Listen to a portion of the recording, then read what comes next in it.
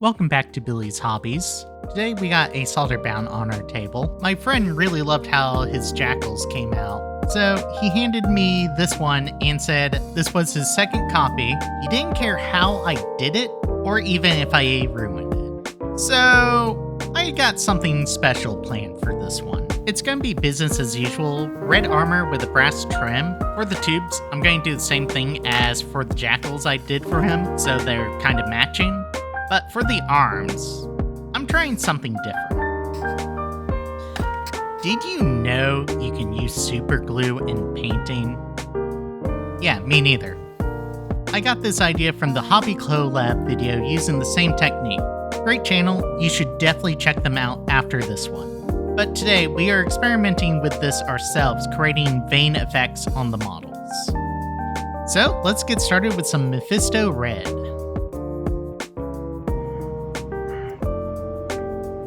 Hello. Who are you? Oh, I'm Paul, and if you like this type of content, you should like and subscribe. You're supposed to tell the audience on the graphics. Oh, now the text is off. My bad. Where's Sparky? Oh, Paul, I fixed the mechanism. Your key top. I gotta go. See you later, Bill. It's Billy.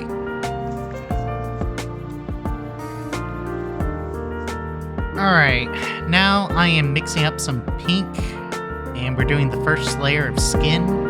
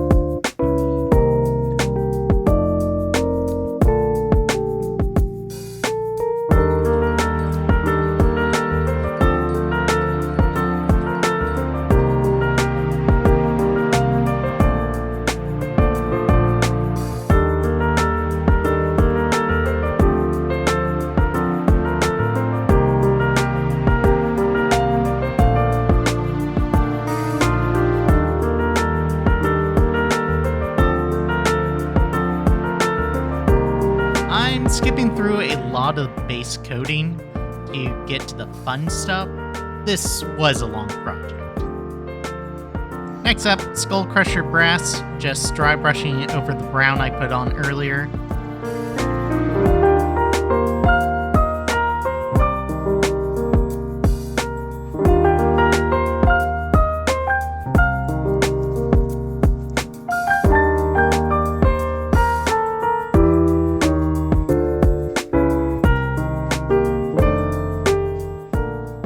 Now, I'm adding some purple to create some discoloration under the skin and make the arm look more abnormal and corrupt.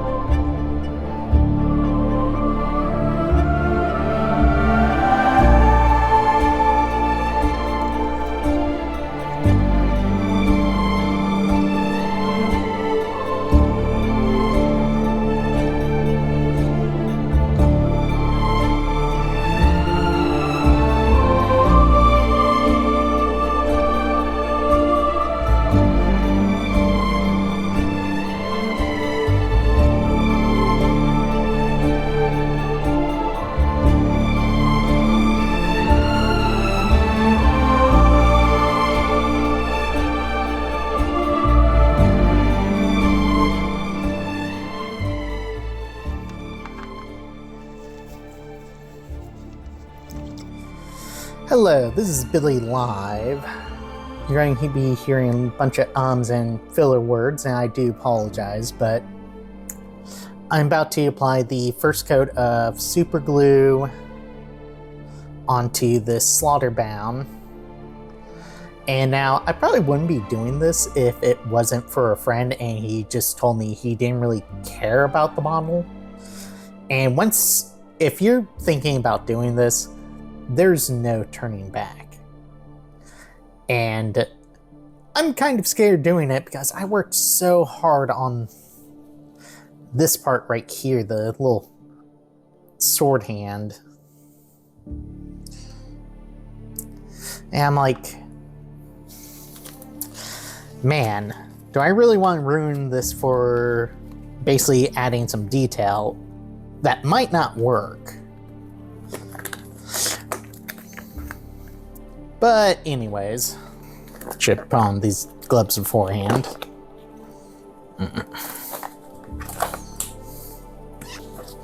Alright. Alright. Let's ruin this model.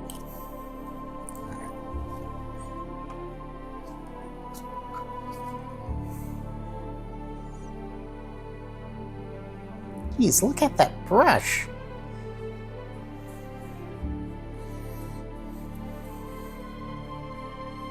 So we're just going to layer this on, just one layer completely on. Rub-a-lub-dub-dub.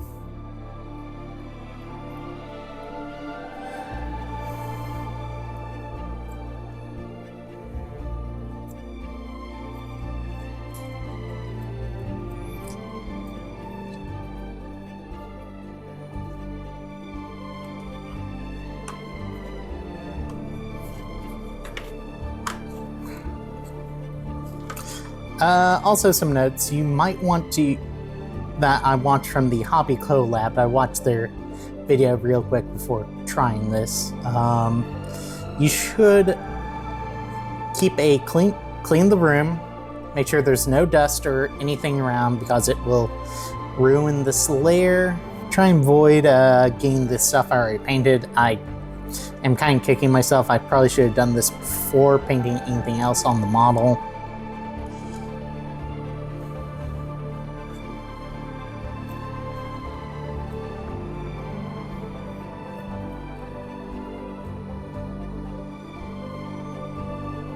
Make sure I'm not thickening it on and spread around.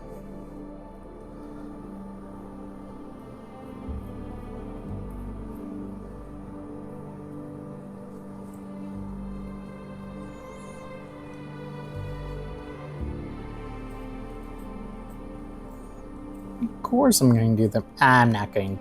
Yeah, let's see. Can I get some glue in there? Alright, I am going to wait a full 12 hours, not going to say 24 hours, might be 24 hours, before I touch this model. Okay, it's been 3 hours and the super glue is dry enough. I don't really know if the isopropyl alcohol is going to infect my paintbrushes, so I am using a different paintbrush, brush I don't really use. I think it's going to be a good one to use. It has a little stumpy brush. Looks like someone cut it off. And yeah. And we're going to be starting with a Flesh Terror Red. It is a contrast, but if you water it down enough, it can become a, what do you call a shade. And I don't have an airbrush, but I've heard you can get some of the similar results, not the same results, from using a makeup brush. So, going with that. And I got a couple of makeup brushes right here. Something's missing, and I forgot to turn on my top light. Alright, there you go. Camera's focusing on that a little bit better.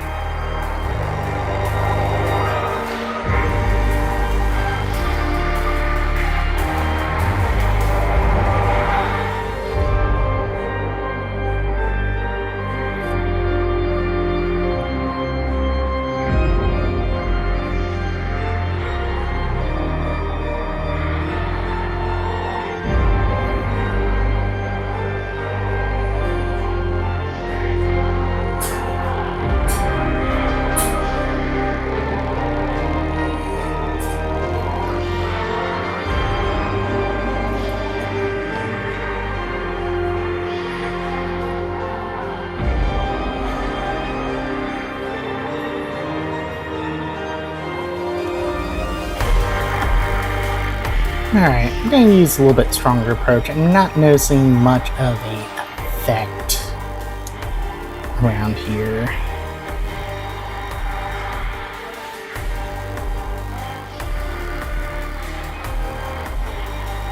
So, red around the areas I want more focused attention to, more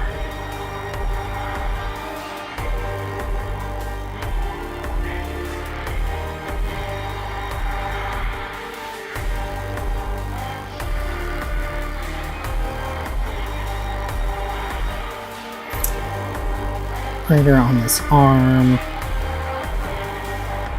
Kind of want these sights focused in on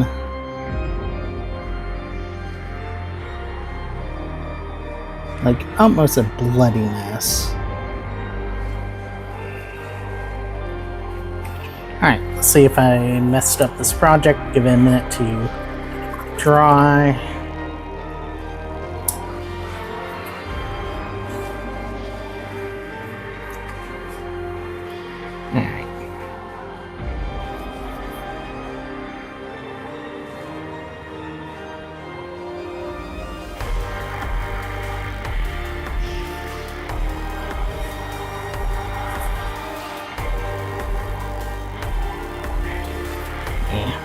Let's get a different brush on.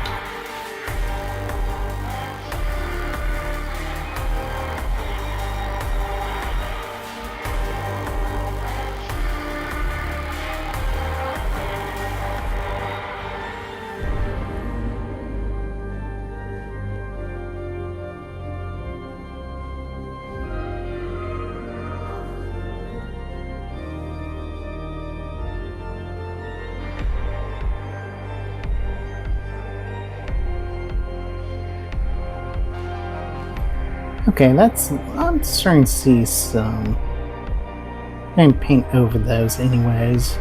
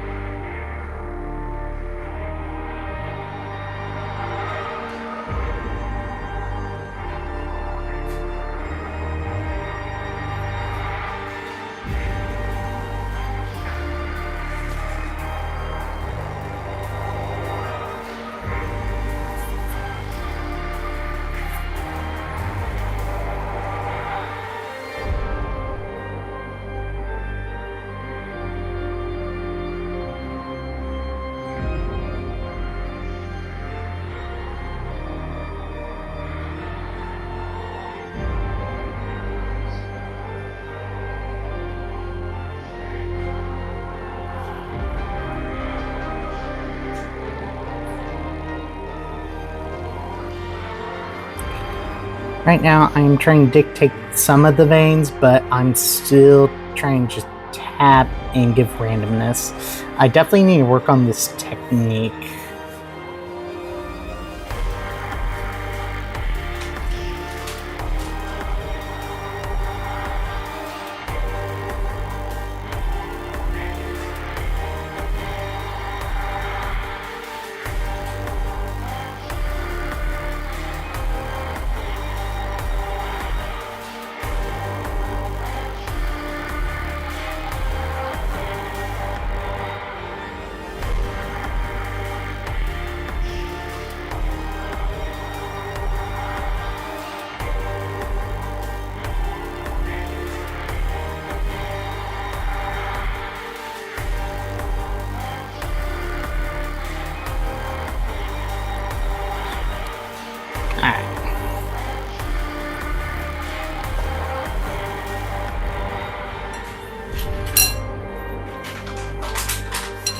Alright, gonna give a minute for the paint to actually dry and settle.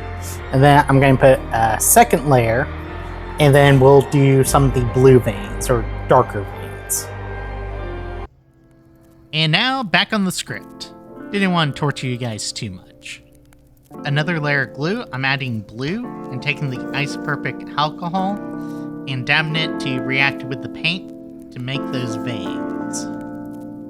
And according to the other video, you can do this as many times as you want to. I think 2 is probably enough.